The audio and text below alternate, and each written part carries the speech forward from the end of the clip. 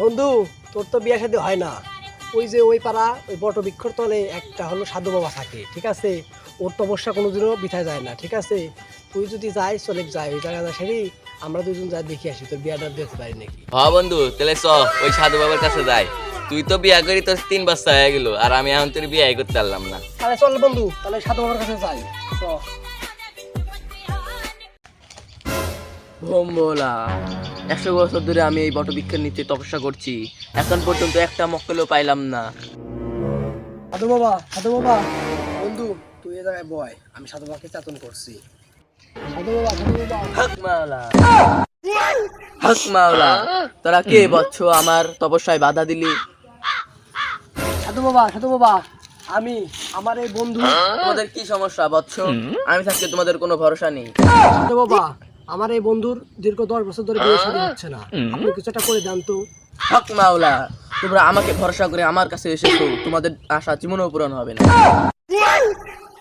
রে বন্ধু, তুই কোন সাধু বাবার কাছে আসলু? ভণ্ড তো মনে হচ্ছে। আমার তো কথা একটু বেশি বেশি হয়ে যাচ্ছে, বেশি করলে তো ভন্ড আমি ধরা খাই যাবো। ভালো পাক না, আমি একটু কম কম করতে হবে। হক মাওলা, বচ্চ তোমার হাতটা দাও তো। ভোম বলা, বিয়ে হবে তোর নাটকির বলা। বচ্চ তোমার 7 দিনের ভিতরে বিয়ে হয়ে যাবে।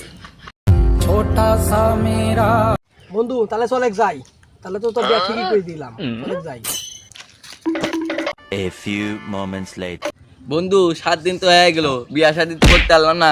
চ আবার যাই সাধু বাবার কাছে। তাহলে বন্ধু চলে যাই, তো সাধু বাবা তো ভালোই সাধু বাবা ছিল এতদিন, তাহলে চলে যাই। Few inches later.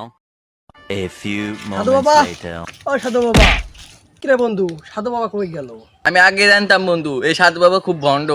ভোম বলা, One বচ্চ কে আমাকে ভন্ড বললো? কিরে বন্ধু সাধু বাবা কই থেকে কি বললো? এটা বন্ধু গাছের মধ্যে বসে আছে সাধু বাবা। দাঁড়াও বচ্চ, আমি আসতেছি। Meanwhile. বচ্চ তোদের আবার কি হয়েছে আমাকে বল খুলে। সাধু বাবা, আপনি যে বলছিলেন আমার বন্ধু 7 দিনের মধ্যে বিয়ে হবে, এখন তোমার তো বিয়ের কোনো খোঁজ খবরই পাইলাম না। আমার তো ভন্ডামি করে কোনো লাভ এলো না, এখন আর একটা পেঁয়াজ কাটাই।